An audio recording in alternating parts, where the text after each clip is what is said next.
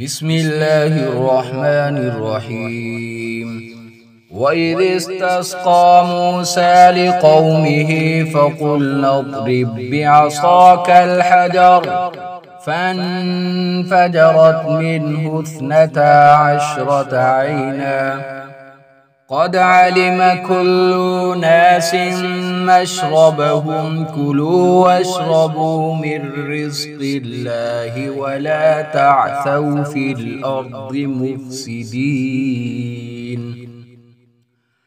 وإذ قلتم يا موسى لن نصبر على طعام واحد فادع لنا ربك يخرج لنا مما تنبت الأرض من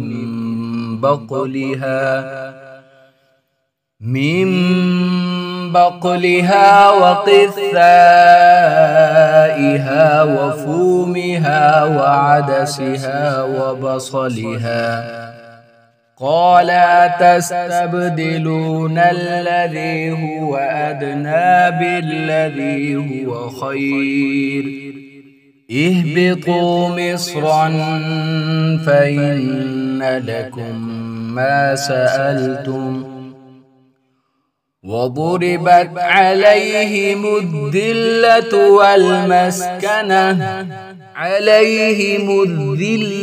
والمسكنة وباءوا بغضب من الله ذلك بأنهم كانوا يكفرون بآيات الله ويقتلون النبيين بغير الحق ذلك بما عصوا وكانوا يعتدون. إن الذين آمنوا والذين هادوا والنصارى والصابئين من آمن بالله واليوم الآخر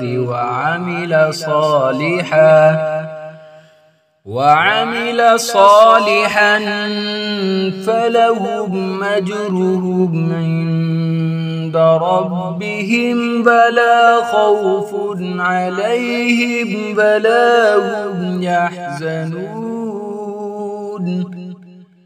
وإذ أخذنا ميثاقكم ورفعنا فوقكم الطور خذوا ما آتيناكم بقوة واذكروا ما فيه لعلكم تتقون.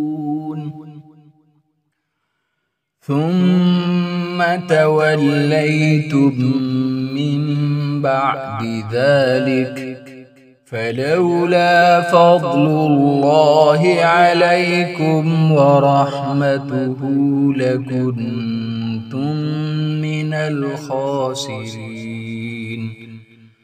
ولقد علمتم الذين اعتدوا منكم في السبت فقلنا لهم كونوا قردة خاسئين فجعلناها نكالا لما بين يديها وما خلفها وموعظة للمتقين.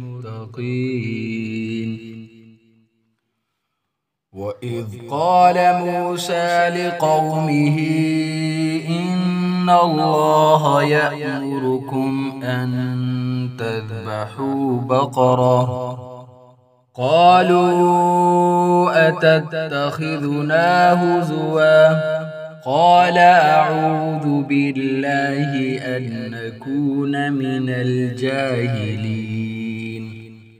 قالوا ادع لنا ربك يبين لنا ما هي قال إنه يقول إنها بقرة لا فارض ولا بكر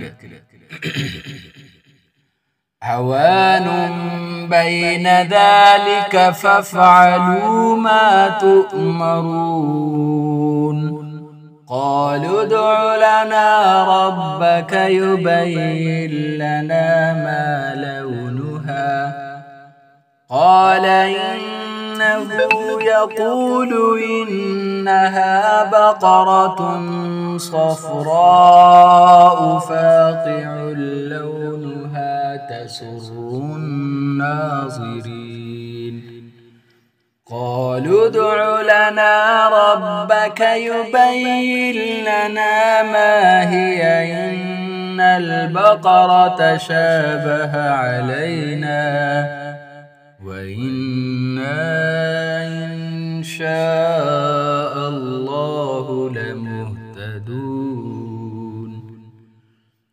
قال إنه يقول إنها بقرة لا ذلول تثير الأرض ولا تسقي الحرث مسلمة لا شية فيها قالوا الآن جئت بالحق فذبحوها وما كادوا يفعلون